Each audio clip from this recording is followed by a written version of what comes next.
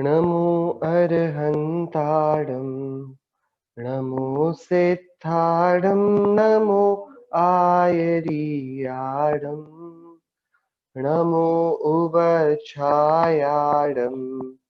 नमो लोके सवसाहूडम्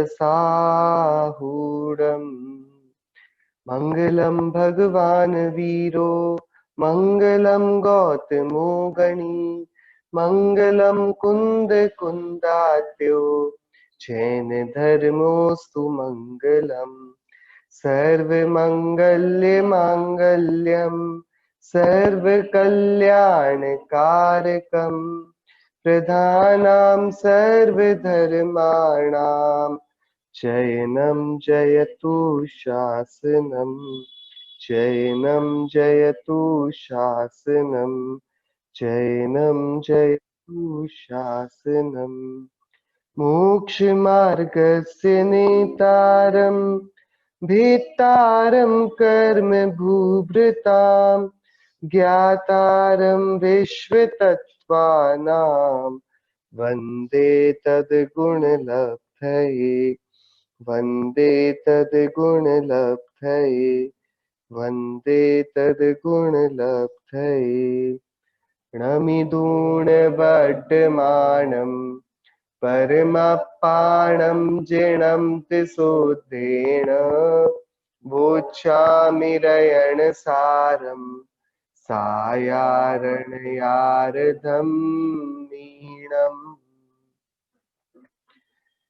श्रीमद् भगवत कुंकुंद आचार्य देव प्रणीत यह गजब का श्रावक और मुनि धर्म का प्रकाशन करने वाला रहनसार नामक ग्रंथ, और इस पर हम सभी ने कल इस बात पर अपनी चर्चा रोकी थी कि निर्विचारी होकर जीवन बिताना अपने हाथों स्वयं को नष्ट कर देना है।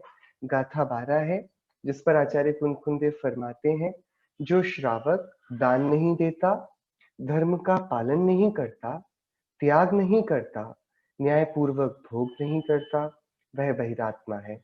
वह ऐसा पतंगा है जो लोभ कषाय रूपी अग्नि के मुख में पड़ा हुआ मर जाता है, इसमें संदेह नहीं है।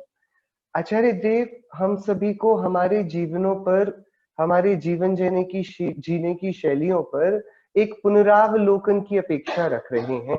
वे कह रहे हैं हम अपने स्वयं के जीवन का परिशोधन करें, उसका एक बहुत बाहरी आदमी बनकर बाहर से दृष्टिपात अपने जीवन पर हम डालें, और हम देखेंगे कि हमारे जीवन में कितनी ऐसी क्रियाएं, कितनी ऐसी सद्धर्म की, सदाचरण की क्रियाएं होती हैं जो हमको मोक्ष मार्ग के प्रति और सजग, उस पर आगे बढ़ता हुआ चलने का बनाती हैं।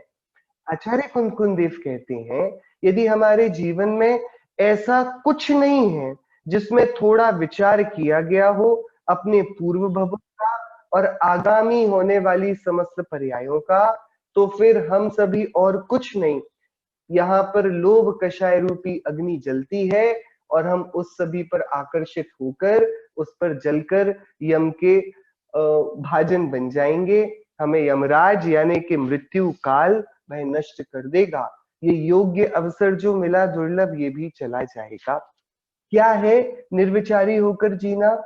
निर्विचारी होकर जीने का मतलब है कि भाई हमने विचार ही नहीं किया कि इस जीवन में हमें जो प्राप्त हुआ वो इस जीवन को सफल करने के लिए था ही नहीं। इस जीवन में जितनी भी इंद्रियों की अनुकूलताएं प्राप्त हुई कि हमारी स्पर्शन, रसना, घ्राण, चक्षु, कर्ण, ये पांचों इंद्रियां सलामत हैं।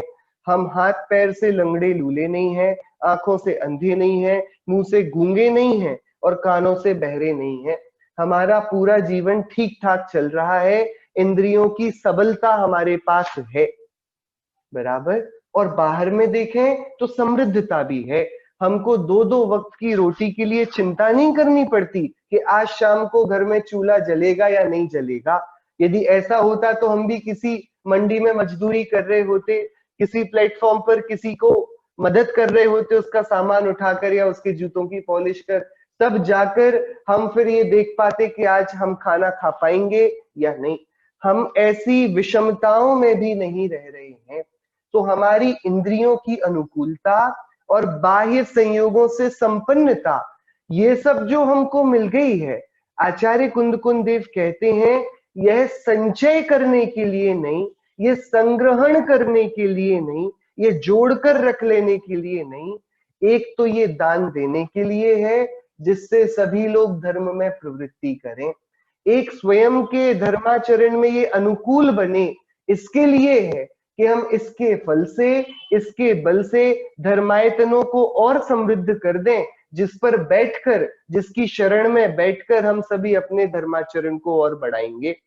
अथवा इसका त्याग कर दिया जावे, त्याग कर दिया जावे अर्थात इससे हमें कोई फल नहीं, सुख ये हमको देता नहीं, हमें इसका अब अपेक्षा बची नहीं, तो अब हम इसको नहीं चाहते, ये त्याग कर दिया जावे और जितनी आवश्यकता है जरूरत के हिसाब से उसका पूरा आकलन करके, परिमाण करके, न्याय नीति पूर्वक योग्य विषयों में इसका भोग किया जाए। यदि हम इन सब का विचार तो ना करें और मात्र इस विपुल संपदा को संचय संग्रहित करके एकमात्र अविचारी हो भोगने के लिए अपने पास रखे रहें और इससे ही अपनी छाती चौड़ी मानते रहें, जीवन की सफलता मानते रहें, इसी से अपनी सक्सेस मानते रहें, इसी से अपने को आगे बढ़ता हुआ देखते रहें, इसी से अपने को फेमस माने, इसी से अपने आप के जीवन को पूरा हो गया मान लें कि भैया हमने तो जी भर के जी लिया, जो जो सोचा था वो सब कुछ मिल गया, सब कुछ बढ़िया है। यदि हमारे जीवन की इतनी संकीर्ण छोटी दृष्टि है तो फिर आचार्य कुंदकुंद देव कहते हैं कि खेद है, तुम मरणोपरांत उसी दशा को प्राप्त होगे जिस दशा को पतंगा प्राप्त होता है जब वह अग्नि की तरफ आकर्षित होकर उसमें कूद पड़ता है। तुम विषयों की आग में ऐसे जले कि अब तुम्हारी इंद्रियां जो सकुशल थीं, जितने अवसर थे, अब वे भी काम के बचेंगे नहीं। तो आचार्य कुंदकुंद देव ने 12वीं गाथा में हमको ये बोल दिया कि चाहे तो भोग किया जाए, दान किया जाए, धर्माचरण किया जाए या त्याग किया जाए, कुछ भी ऐसा नहीं होना चाहिए जो कषायों के छल से हम करें, कषायों के धक्का देने पर हम वह कार्य करें। ये सारे कार्य बहुत गंभीरता, विवेक, विचार पूर्वक होने चाहिए।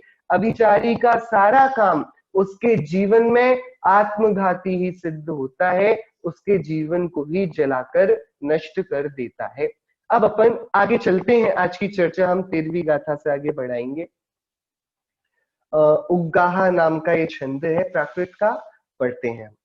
जिण पूया मुनि दानम करे दिजो दे दि सत्ति रूपेण सम्मादेठी सावय धम्मी सोहो दिमोख मग्रदो। इसकी उत्थानिका कुछ इस प्रकार से है। पूजा और दान करने वाला श्रावक वह सम्यक दृष्टि है। कल 2 धर्म बोले थे ना, श्रावक के मुख्य पने कौन से धर्म है? पूजा और दान। अन्वयार्थ, जो जिन पूया, जो जिन देव की पूजा करे दी करता है, जिन पूया करे दी, जिन पूया करे दी और क्या करता है?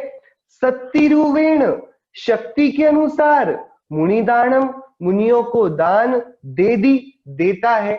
जो जिन पूया करे दी, सत्तिरुवेण मुनि दानम दे दी, जो अपने जिनेन्द्र देव की तो पूजन करता है और पूरी शक्ति यथाशक्ति मुनिराजों को दान देता है, वह सम्मा दिट्ठी सावय धम्मी सो होदि मोक्ष मग्रदो, वह सम्यक दृष्टि धर्मात्मा श्रावक है और वह होदी होता है मोक्ष रदो, मोक्ष मग्रदो, मोक्ष मार्ग में रथ। कितनी सरल बात हो गई। जो जिन देव की पूजा करता है और शक्ति के अनुसार मुनियों को यानी उत्तम पात्रों को सुपात्रों को दान देता है, वह सम्यक दृष्टि धर्मात्मा श्रावक है, वही श्रावक है। और वह मोक्ष मार्ग में रत होता है, वह मोक्ष मार्ग में चलता है। एकदम सरल बात है। दो बातें हमारे पास खिलकर सामने आई, नित्य जिनेंद्र देव का स्तवन एवं यथाशक्ति पात्र दान, ये हमारे जीवन का ध्येय बनना चाहिए। ध्येय मतलब आवश्यक, आवश्यक श्रावकों के 6 आवश्यक है ना, देव पूजा, गुरु उपासती, स्वाध्याय संयम तपः, दानम चेति गृहस्थानाम, षट्कर्माणि दिने दिने। देव पूजा, गुरुओं की उपासना, स्वाध्याय, दान, तप, ये सब क्या है? श्रावक के षट आवश्यक हैं। सो ये तो काल के चलते अलग अलग आचार्यों ने अपने अपने काल में युग प्रणाली बनाते हुए आचार संहिता दी थी। 2000 वर्ष पूर्व आचार्य कुंद कुंद कौन से दो आधिकारिक श्रावकों के कर्तव्य मानते हैं? वे मानते हैं जिन पूजा और दान को। दान हर किसी को नहीं, सुपात्र को दान को। अब इसकी व्याख्या वो आगे करेंगे कि दान किसे होता है और किस प्रकार का दान करेंगे। पहले हम ये विचार कर लें, जिन पूजा और दान ये श्रावक के कर्तव्य हैं, बराबर। भाई इलेक्ट्रीशियन का क्या कर्तव्य है कि कोई इलेक्ट्रिकल डिवाइस यदि खराब हो जाए तो उसको सुधार पाए। तो हम इलेक्ट्रीशियन को जाकर बोलें, सुनो भैया, तुम्हें पता है तुम्हारा क्या काम है? क्या काम है? कि तुम्हें कोई भी बिजली की चीजें खराब हो जाएं, कोई भी मशीनें खराब हो जाएं, तुमको रिपेयर करना पड़ेगा। तो उसने बोला ठीक है, लेकिन उसको ताव चढ़ गया। उसने बोला भैया मतलब हम इसकी पढ़ाई ना करें, हम ऐसे ही बस हमारा काम है कि हम इसकी बस सही कर दें, इसको रिपेयर कर दें, हमें इलेक्ट्रीशियन की पढ़ाई करने की जरूरत नहीं है क्या? कि भैया जब तुम्हारा कर्तव्य बताया कि तुमको इलेक्ट्रिसिटी सुधारनी है, तो ये तो उसमें निहित ही है ना कि तुम ये ज्ञान करो कि सुधारी कैसे जाती है, मशीनें कैसी होती हैं, उनमें कैसे कैसे खराबी आ सकती है और उसको कैसे दूर किया जा सकता है। ऐसा जगत के हर एक कार्य में लगाना। लॉयर को बोला भैया तुमको केसेस लड़ने हैं, जो अलग अलग पेचीदे मामले आएंगे तुम उसको न्याय के आधार पर न्यायपालिका में सुलझा देना। तो वो बोले अच्छा हमारा यही काम है, हम पढ़ाई नहीं करें लॉ की। अरे तुम पढ़ाई ना करोगे तो लड़ोगे कैसे वहां पर? सो जो कर्तव्य बताया जाए उसमें कर्तव्य के पूर्व की प्राथमिक भूमिका तो आई ही आई। यहाँ आचार्य कुंद कुंदेव क्या कर्तव्य बताते हैं? आचार्य कुंद कुंदेव बोलते हैं श्रावक क्या करे? सच्चे देव शास्त्र गुरु की पूजा और सुपात्रों को दान, ये काम करे। मतलब आचार्य तो वो स्वाध्याय करे कि नहीं? कि भाई एक बात बताओ, सच्चे, और जब सच्चे शब्द लगाया ना देवशास्त्र गुरु में, तो सच्चे और बुरे की खबर कैसे करेगा, परीक्षा कैसे करेगा? और सुपात्र बोला ना, तो अपात्र, कुपात्र और सुपात्र में भेद कैसे डालेगा? कि पढ़ाई तो करनी पड़ेगी। कर्तव्य ये बहुत ऊंचा है। श्रावकों के हाथ पर आचार्य कुंद कुंद देव ने पूरे धर्म का रथ रख दिया है। भैया धर्म को कौन निष्पंक रख पाएगा? कि श्रावक रख पाएगा। कैसे? कि वो श्रावक जिनागम में जिनदेव की आज्ञा को पढ़कर जो सच्चे देवशास्त्र गुरु हैं उनके लक्षणों की परीक्षा करेगा और जो सच्चे निकलेंगे उनकी पूजा करेगा। वही श्रावक जिनागम में जाकर जिनदेव ने जिनको सुपात्र बोला है, नग्न दिगंबर महामुनिराज, आर्यका माता, एलक, क्षुल्लक और अपने सम्यक दृष्टि श्रावक, ये सब इन जीवों के बारे में गुण स्थानों की परिपाटी से, मूल गुणों के, उत्तर गुणों के व्यवहार से सबका बहुत विशद अध्ययन करेगा। तब फिर परीक्षा करेगा कि सुपात्र कौन है, कुपात्र कौन है, अपात्र कौन है, और फिर सुपात्र को मोक्ष मार्ग में आगे प्रेरणा देने वाला दान देगा। सो दान और पूजा को हल्का मत समझना। भैया देखो, यदि जिनदेव की पूजा अर्चना ही बंद हो जाएगी तो फिर जिनवाणी की बातें किन सभागारों में गूंजेंगी? हमारे और आपके यहाँ स्वाध्याय भवन जिन मंदिर में या उसके आसपास ही तो होते हैं। लोग जिनेंद्र देव के दर्शन करने आते हैं, तो वहीं पर वो उन्होंने क्या बोला इस बात को विचार कर पाते हैं। तो श्रावकों का ये कर्तव्य है, जिनेंद्र मंदिर सूने न हो। उनमें नित्य जिनेंद्र देव का स्तवन, पूजा, वंदना, भक्ति ये चलता रहे, जिससे किसी भी कारण से लोग उन मंदिरों में, आयतनों में आते रहें। 100 में से एक आदमी तो पूछेगा ना, ये इतने मौन शांत वीतराग देव क्या बोलते हैं। और जब वो उसको सुनने बैठेगा कि वे देव क्या बोलते हैं, उसका जीवन पूरा बदल जाएगा।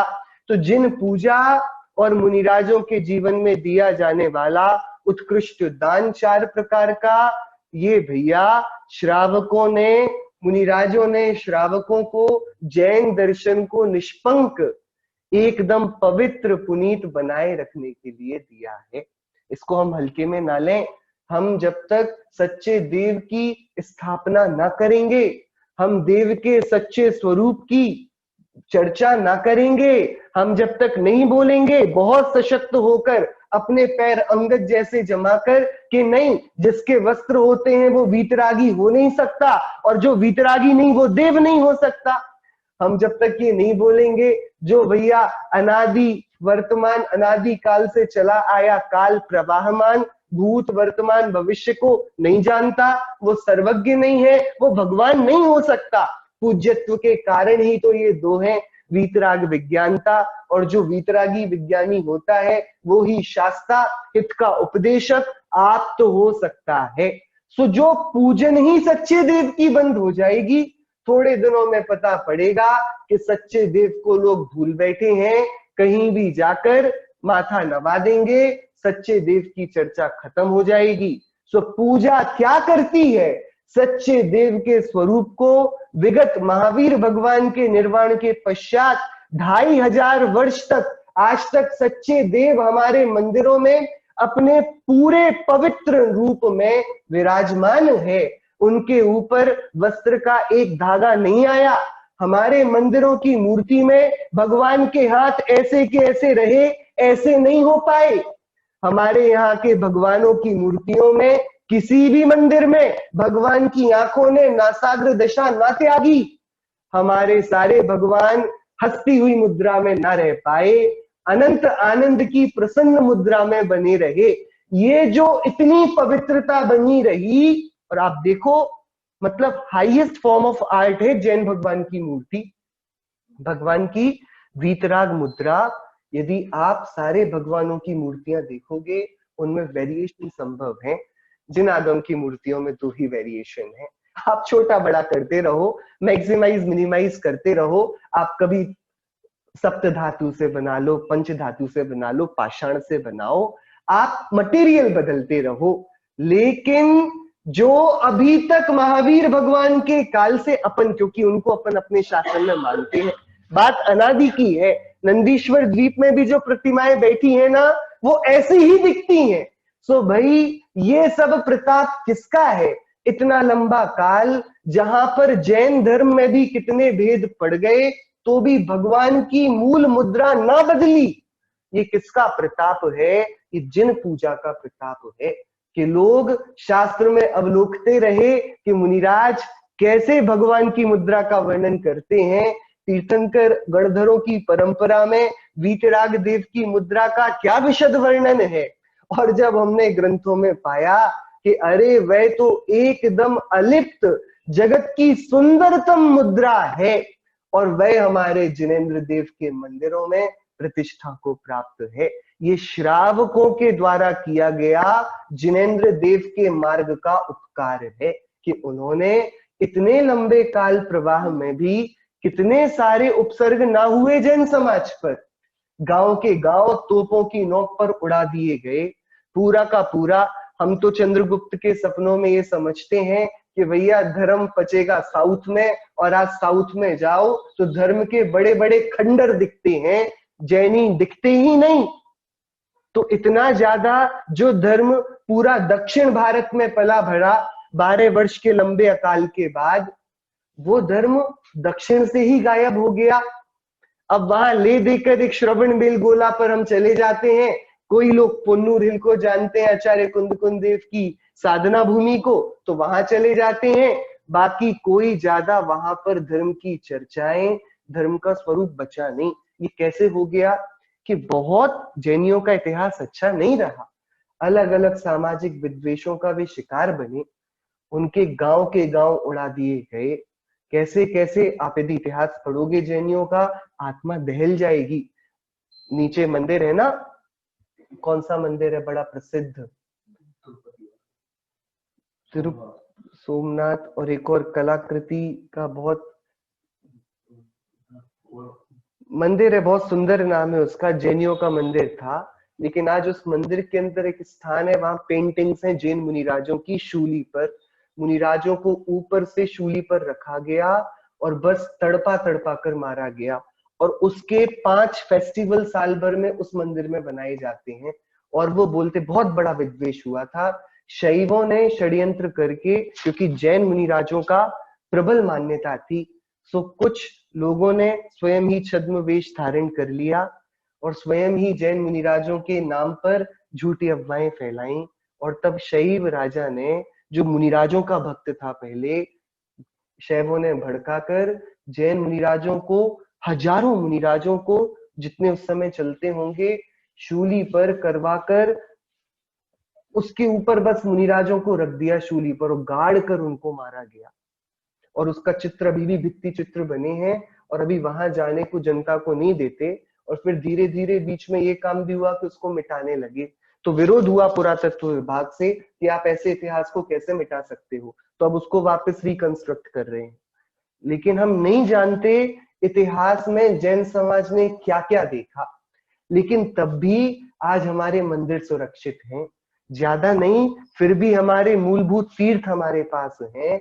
ये आचार्य कुंद देव इन 2 धर्मों को इसका प्रश्रय देते हैं। जैनियों के 2 धर्म कौन से हैं कि वे जिन मंदिर जाएं ही जाएं, वहां दिगंबर देव की आराधना करें ही करें और मुनिराजों को, उत्तम पात्रों को दान दें, मतलब मोक्ष मार्ग को जीवंत रखें। क्या कोई भी यंत्र चलाना हो तो ईंधन लगता है ना, सो मोक्ष मार्ग का ईंधन क्या है? श्रावकों के द्वारा दिया गया आहार, श्रावकों के द्वारा दिया गया दान, ये मोक्ष मार्ग का ईंधन है। बिना इस ईंधन के मोक्ष मार्ग नहीं चल सकता। 2 बातें हो गई। पूजा से हमारा निर्दोष मार्ग उसके मूल रूप में सुरक्षित रहा और उस मार्ग पर चलने वाले लोग सुरक्षित रहे दान से। सो श्रावकों के पास इतनी महती जिम्मेदारी उनके कंधों पर है कि भैया तुमको पूजन भी करनी है और मोक्ष मार्गियों को दान भी देना है। और जो तुम ऐसा करोगे, सो क्योंकि अनुमोदक ही करता है, सो तुम मोक्ष मार्ग की और तीर्थ की रक्षा और अनुमोदना करने के कारण तुम स्वयं मोक्ष मार्ग में रत हो जाओगे। सो यही आचार्य कुंद कह रहे हैं कि जिसकी विशद दृष्टि है, जिसने अपने जीवन के बारे में कम और अपने अनादि अनंत स्वरूप के बारे में ज्यादा विचार किया है, यदि ऐसा है कोई, तो वह सम्यक दृष्टि स्वरूप का विचारक, धर्मात्मा, मोक्ष मार्ग में रत होता है, यदि वह जिनदेव की पूजा और दान में प्रवृत्त हो तो। मीनाक्षी मंदिर बराबर यहाँ आ गया उस वक्त। इस गाथा को पढ़ के किसी को ऐसा लग सकता है कि जो जिनदेव की पूजा और दान दे वह सम्यक दृष्टि है। सो आचार्य कुंद देव सारी शंकाओं का निराकरण करेंगे ही, अपन समय पर उसकी चर्चा करेंगे। गाथा नंबर 14। गाहु नाम का छंद है प्राकृत भाषा का। पूय फलेण ते लोके सुरपूज्यो हवदि शुद्ध मणो दान फलेण ते लोए सार सोहम भुंज दे नियदम। प्रश्न हुआ यहाँ पर कि भाई तो कोई भी पूजा और दान करके अपने आप को सम्यक दृष्टि घोषित कर देगा, लेकिन आचार्य कुंद देव शिथिलाचार के लिए थोड़ा सा भी अवकाश रखें, ये उनकी लेखनी और उनका उत्कृष्ट चरित्र बर्दाश्त नहीं करता और ये उनकी प्रामाणिकता ही है। तो अगली ही गाथा में उन्होंने एक शब्द जोड़ दिया और बड़ा मीठा शब्द है, शुद्ध मणो। शुद्ध मणो, बात उन्होंने खत्म कर दी, स्पष्ट कर दिया। क्या बोल रहे हैं? आपने प्रश्न किया ना अभी कि भाई कोई भी पूजा और दान करेगा तो सम्यक दृष्टि हो जाएगा क्या, कि क्यों नहीं होगा? आप बताइए उसके पूजा और दान का करने का प्रकार क्या है? क्या वह नेकांक्षित आदि अंगों के साथ शुद्ध मन वाला होकर भगवान के निर्दोष शुद्ध गुणों का स्तवन करता है और शुद्ध मोक्ष मार्ग को आगे बढ़ाता है। बिल्कुल वो सम्यक दृष्टि है। तो शुद्ध मनो ये आचार्य कुंद देव का यहां पर प्रतिष्ठापक शब्द हो गया। देखिए, शुद्ध मनो, शुद्ध मन वाला श्रावक, पूय फलेण पूजा के फल से, त्रिलोक के तीनों लोकों में सुर पूज्यो देवों से पूज्य हवदी होता है। क्या होता है? जो शुद्ध मन से, सम्यक दृष्टि है ना, वो फीके मन से, लोक वृत्ति से, लोभ से, लालच से, अंध भक्ति से भगवान के पास नहीं जाएगा। शुद्ध मन हम बताएं किनका था? हम देखें आचार्य उमा स्वामी देव क्या बोलते हैं शुद्ध मन से। मोक्ष मार्गस्य नेतारम भेत्तारम कर्म भूभृताम ज्ञातारम विश्व तत्वानाम वंदे तद गुण लब्धे। शुद्ध मन से क्या भक्ति निकली? हे भगवान मुझे कुछ नहीं चाहिए, हे वीतरागी देव आप मोक्ष मार्ग के नेता हैं, विश्व तत्व के ज्ञाता हैं और कर्म रूपी पहाड़ को तहस नहस कर देने वाले हैं।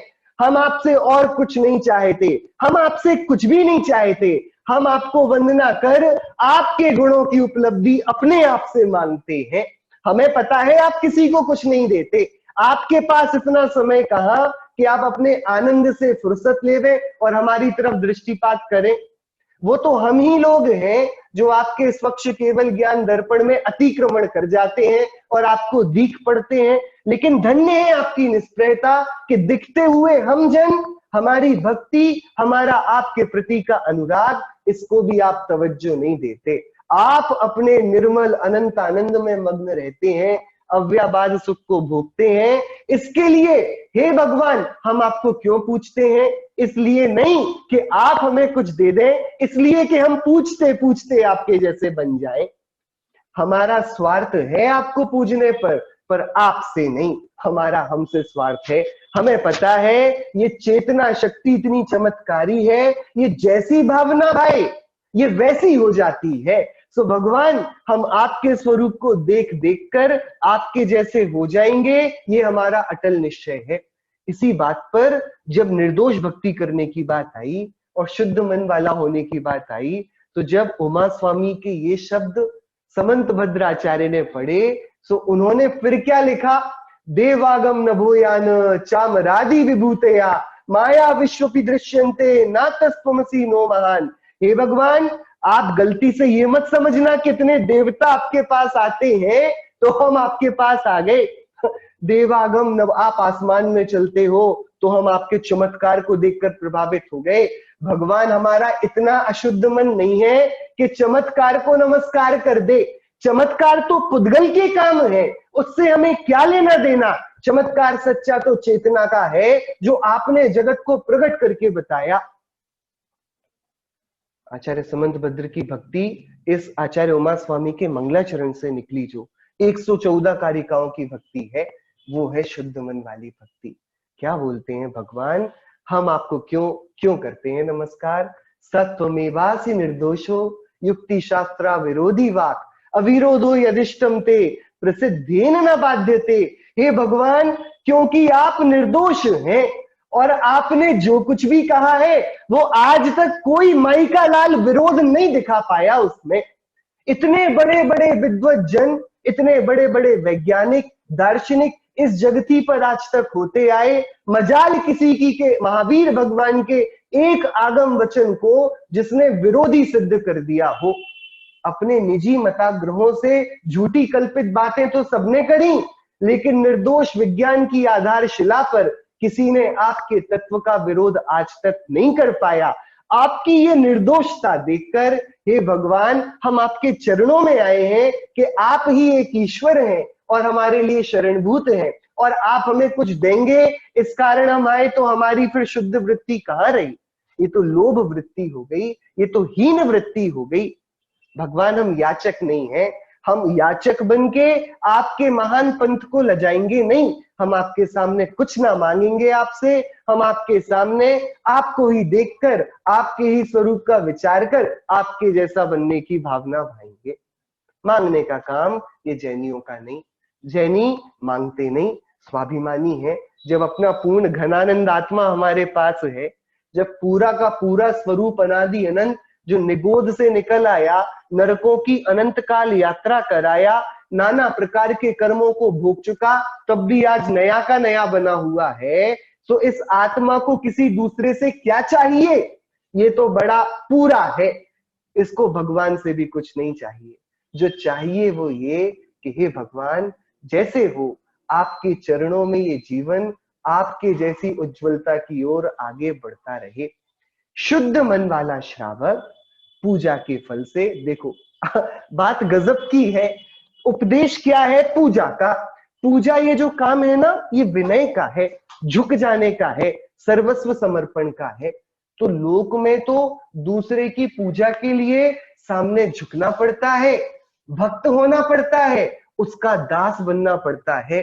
लेकिन देखो आचार्य कुंदकुंद देव क्या कहते हैं, क्या चमत्कार है वीतराग देव की भक्ति में, उनकी पूजा में, कि जो शुद्ध मन से भगवान को पूजता है, शुद्ध मन वाला श्रावक पूजा करने के फल से, भगवान को शुद्ध अंतःकरण से पूजने से स्वयं ही त्रिलोक के सुर पूज्यो, स्वयं ही पूज्य बन जाता है तीनों लोकों में देवों से।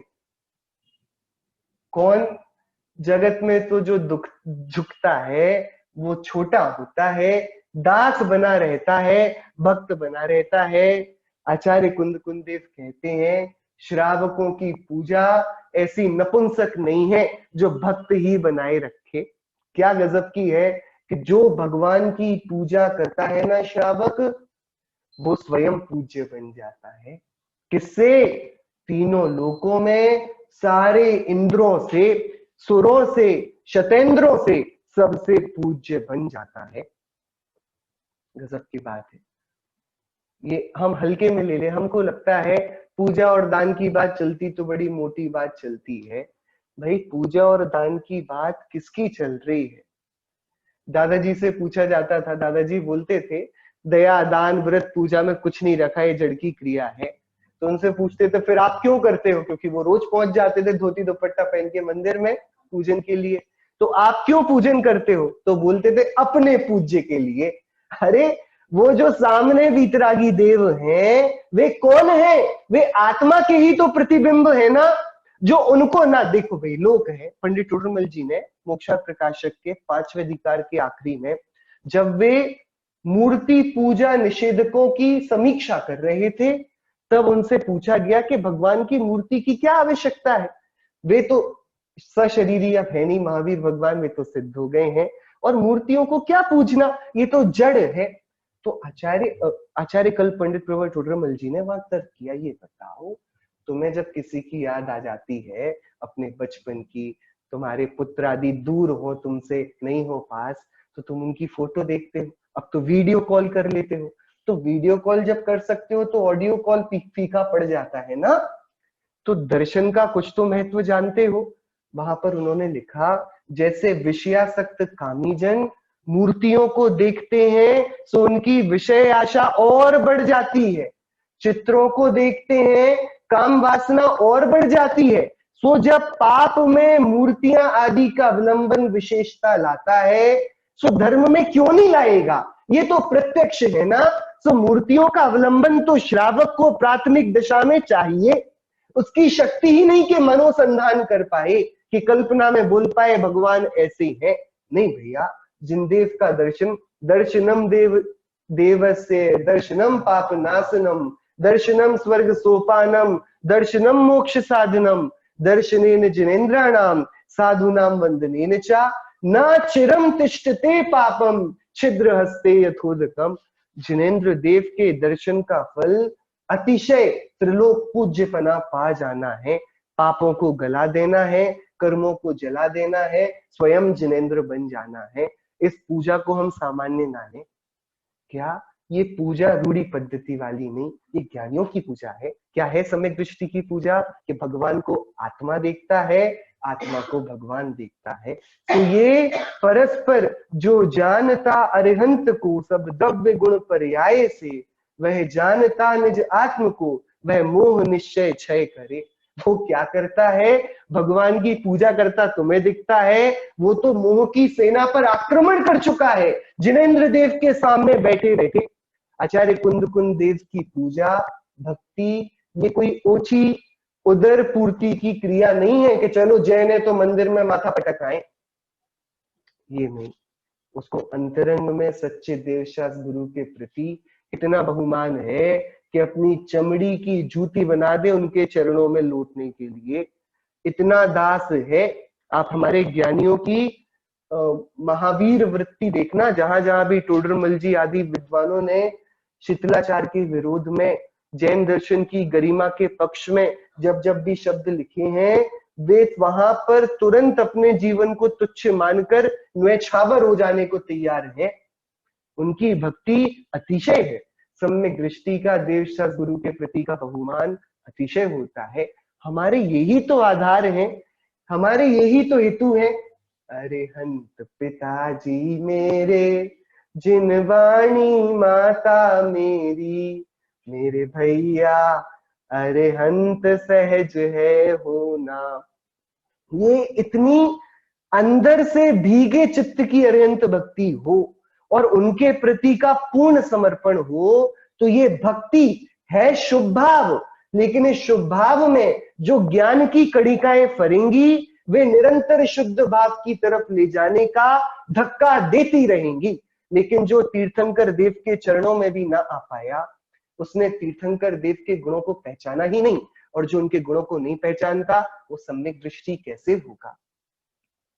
दूसरी बात, दान फलेन तिलोए सार सुहम भुंज देनियदम। क्या बोल रहे हैं? दान के फल से, पूजन के फल से क्या मिलता है? त्रिलोक पूज्यता। और दान के फल से तीनों लोकों के तिलोए, तीनों लोकों के सार सुहम, सारभूत सुख को भुंज दे, भोगता है नियम से। नियदम दोनों में लगाना। शुद्ध मन से त्रिलोकी देव की पूजा का फल नियम से स्वयं जिनेंद्र बनकर त्रैलोक के पूज्यपना प्राप्त करना है, और शुद्ध मन से दिए गए दान का फल नियम से पूर्ण सुख की प्राप्ति करना है। क्योंकि लोक की ये वृत्ति है, हमको लगता है हम देंगे तो हमारे लिए कम पड़ जाएगा भोगने का, तो हमारा सुख कम हुआ ना। आचार्य देव कहते हैं जो दे देता है उसको सुख मिल जाता है। तुम्हें देने से अपना सुख जाता दिख रहा है। जिसने दान दिया है सर्वस्व, सबको छोड़ दिया है, सर्वदत्ती कर दी है, उत्कृष्ट प्रकार का दान जो मुनिराज करते हैं सब। तुम सा दानी क्या कोई हो, जग को दे दी जग की मणि निधियां, दिन रात लुटाया करते हो सम शम की अविनश्वर मणियां। सबसे बड़े दानी कौन है? ये चरणानुयोग के शास्त्रों की बातें हैं भैया, ये कोई द्रव्यानुयोग का अतिरेक का कथन नहीं है। चरणानुयोग में नाना प्रकार की दत्ती कही गई, उसमें एक दत्ती है सर्वदत्ती। इसको सर्वोत्कृष्ट प्रकार का दान कहते हैं। सर्वदत्ती किसे कहते हैं? कि बिना किसी को दिए सब छोड़ देना। मुनिराज ने ये नहीं किया चलो हम जा रहे हैं, हमारे घर का फर्नीचर तुम ले जाओ और ये सामान तुम ले जाओ और ये तुम ले जाओ। भैया हम जा रहे हैं और हम गए, अब जिसको जो करना हो करो, हमारा अब इस जगत में कुछ रहा नहीं। जिसने सब कुछ छोड़ दिया, तुम सादानी क्या कोई हो, जग को दे दी जग की निधियां, और अब भी नहीं अघाते, दिन रात लुटाया करते हो। अब कुछ ना होने पर भी दुनिया को बार बार समृद्ध कर जाते हो। जब जब जंगलों से लौटकर नगरों में मुनिराज कदम रखते हैं, तब तब मुनिराज कितने रत्नों को नगर में ले आते हैं। एक एक श्रावक मुनिराज के दर्शन से कितने कितने पुण्य रत्नों का संचय करता है। ये सब तो भैया कहने की बातें हैं कि तीर्थंकर के जन्म से रत्न वृष्टि हो रही है, ये आगम की मूल सिद्धांत की बातें, ये सब तो बाहर की है ना, पुद्गल की, ये तो जड़ रत्नों की बारिश है। लेकिन जो तीर्थंकर के सामने नाचता है ना, सौधर्मेंद्र तांडव नृत्य करता है, जो कुबेर तीर्थंकर के आगमन में प्रसन्न होकर रत्न वृष्टि करता है ना, सच्ची रत्न वर्षा तो उसके अंतःकरण में होती है।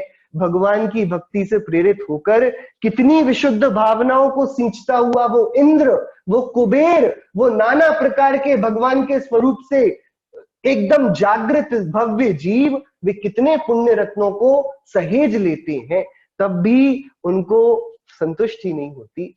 इंद्र 1008 नयन बना लेता है, भगवान के रूप को देखकर तृप्त नहीं होता। एक भवावतारी है, अगले भव में राजा होकर नग्न दिगंबर वेश धारेगा, केवल ज्ञान लेगा। उसको पता है कि भैया ये जो वाजे अंकल बनेंगे ही, अरिहंत दशा सिद्ध दशा आएगी भी, लेकिन कितना बहुमान है। आप देखो सौधर्म इंद्र की पूजा को, उसके दान को। भाई ये अपने सारभूत धर्म है, योग्य सच्चे देवशास्त्र गुरु का पूजा और दान। भाई प्रकरण ऐसा है, कथन की पद्धति, व्याख्यान की पद्धति है, जिस अनुयोग की वार्ता हो उस हिसाब से उसकी सशक्त स्थापना होनी चाहिए। यहाँ आचार्य कुंदकुंद देव श्रावक धर्म की मूल व्यवहारिक स्थापना कर रहे हैं। जिसकी देवशास्त्र गुरु के सच्चे स्वरूप के प्रति जागृति नहीं है, उसको सच्चे झूठे कैसे भी भगवान चलेंगे, बस पुण्य देने वाले होने चाहिए। उसको चमत्कारी भगवान चलेंगे, उसको कोई भी तीर्थ चलेगा, बस उस तीर्थ में कोई मान्यता होनी चाहिए, जहां पर कोई चमत्कार नहीं। अच्छा यहाँ कुछ भी नहीं हुआ, तीर्थ क्षेत्र है, अतिशय क्षेत्र यहाँ पर, जहां से कोई सिद्ध ना हुए हो, जहां पर कोई अतिशय कल्याणक ना हुए हो। और अतिशय की भी क्या बात करें, अतिशय क्षेत्र किसे कहते हैं, जहां तीर्थंकर के एक कल्याणक को छोड़कर बाकी 4 कल्याणक हो, उनको अतिशय क्षेत्र बोलते हैं। आजकल तो कहीं भगवान की मूर्ति में से जो भूविज्ञान है, जो एकदम पत्थर है, तो वातावरण के कारण पत्थर की मूर्तियों में पानी आ सकता है एकदम। ये तो पहाड़ों से रोज पानी निकलता रहता है, वो भी तो चमत्कार है ना फिर, कि ये तो जनरल साइंस है ना। लेकिन लोग भाई भगवान को पसीना आ गया, भगवान की आंखों से पानी आता है, बड़ा चमत्कार है। वहां कुएं में से बर्तन निकलते थे, इस कारण से भगवान की महिमा है। अरे बर्तन के कारण भगवान की भगवत्ता होगी कि भाई ये तो जगत के ओछे चमत्कार जिन दर्शन से प्रेरित होकर व्यंतर आदि अंधभक्ति में कर देते हैं, इसके कारण भगवान की महानता उन क्षेत्रों की पवित्रता नहीं है। जो श्रावक सच्चे देवशास्त्र गुरु के स्वरूप को नहीं जानते, उनमें मिलावट स्वीकार कर लेते हैं, शिथिलाचार के विरुद्ध, व्यभिचार के विरुद्ध अपना स्पष्ट मंतव्य नहीं बनाते, अपनी धर्म की रक्षा करने को वे तत्पर नहीं होते। वे श्रावक कर्तव्य विमुख हैं। उन्होंने 2000 वर्ष पूर्व दिए गए आचार्य कुंदकुंद देव के इस गंभीर कर्तव्य भार को स्वीकारा ही नहीं है। क्या है कि देखो, पूजा करने से तुम छोटे बनते हो ऐसा तो है नहीं, तुम त्रिलोक पूज्य बन जाते हो। और दान देने से तुम्हारा कुछ जाता हो सुख, तो ऐसा तो है नहीं, तुम पूर्ण सुखी बन जाते हो।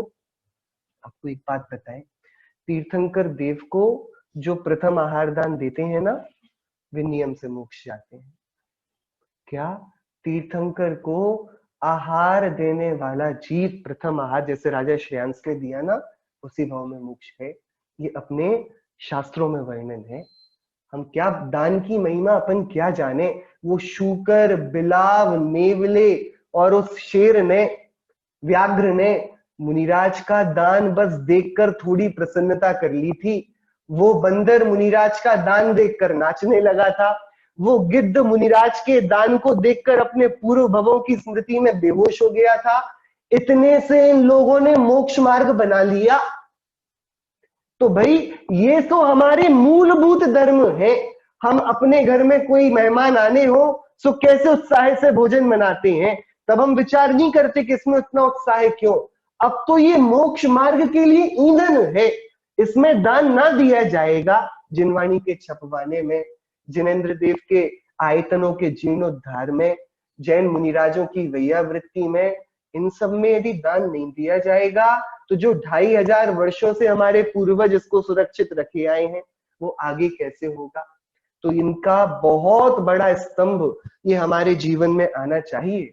हम में से अब किसी को प्रश्न हो सकता है कि अच्छा तो बढ़िया है, पूजा और दान से कर्म झड़ जाएंगे, कर्मों की निर्जरा हो जाएगी और मोक्ष हो जाएगा ना। या स्पष्ट बोल दिया क्योंकि आचार्य कुंद देव ने कि भैया आचार्य कुंद देव बोलते हो तब प्रश्न आराम से पूछना चाहिए, धैर्य से पूछना चाहिए, पूरी बातें सुनकर पूछना चाहिए। अगली ही गाथा में आचार्य देव इसका स्पष्टीकरण देंगे कि कोई पूजा करने से पूज्य नहीं हो जाता, परंपरा से कहा जाता है। सो ये योग्य वर्णन है दर्शन शास्त्रों में, योग्य फल का योग्य वर्णन योग्य श्रावकों को उसमें और ज्यादा रुचिवंत बनाने के लिए किया जाता है। हम सभी आचार्य देव के चरणों में बैठकर हमारे योग्य क्या करणीय है, सर्वप्रथम तो पहला कर्तव्य है सच्चे देव शास्त्र गुरु के स्वरूप का पूर्णतः विचार कर लेना।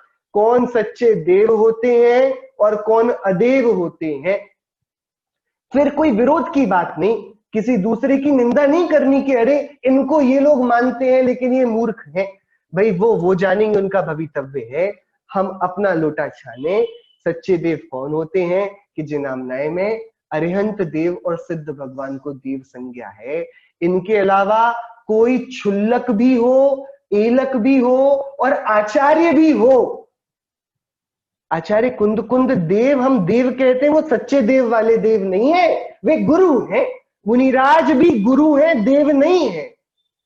देव की गरिमा पूर्ण वीतरागता और सर्वज्ञता, निर्दोषता 18 दोषों से रहित हो जाने पर आती है। तो किसी को भी भगवान, देवी देवता को भगवान मानकर हम ना पूजने लगे, ये पहली जिम्मेदारी। दूसरी, सच्चे मुनिराज इनकी भी हम परख कर लें।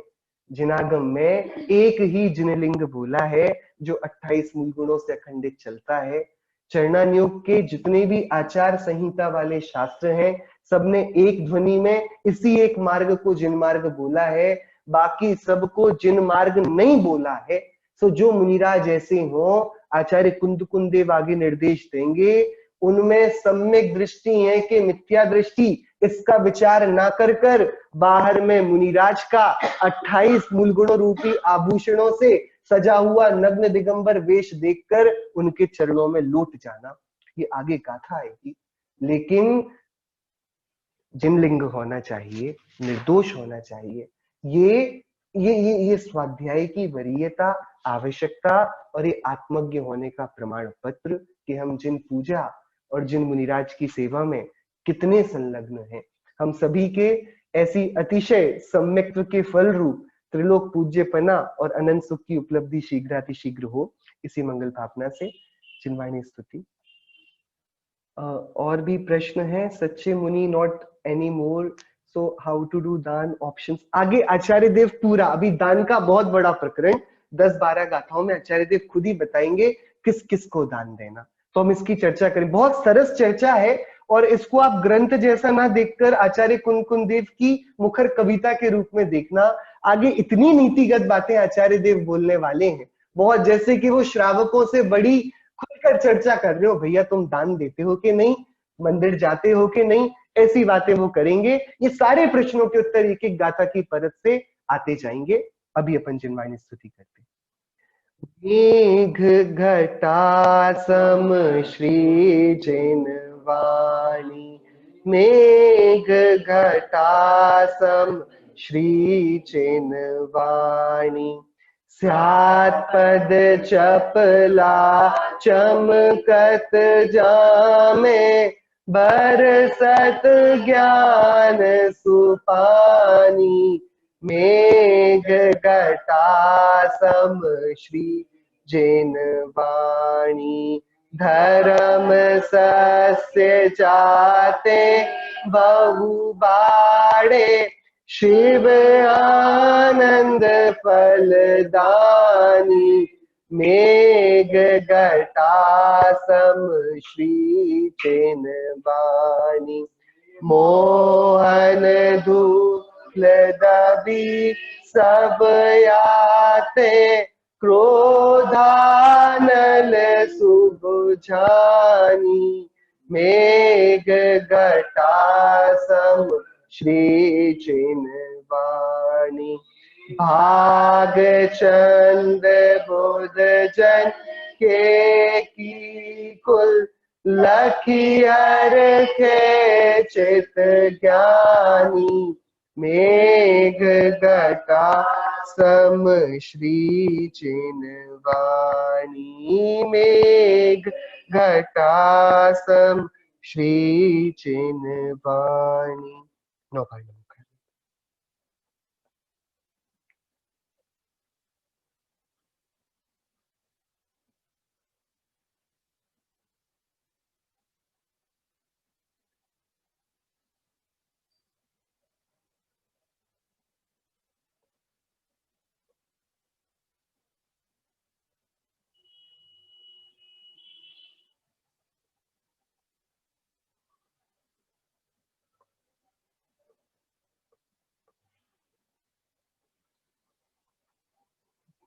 बोलिए अंतर्मुख मुद्रावन सर्व जनेन्द्र भगवंतों की जय हो।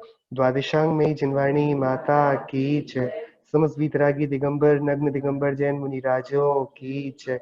अनेकांत में जैन शासन की जय। शासन नायक तीर्थंकर महावीर स्वामी की जय।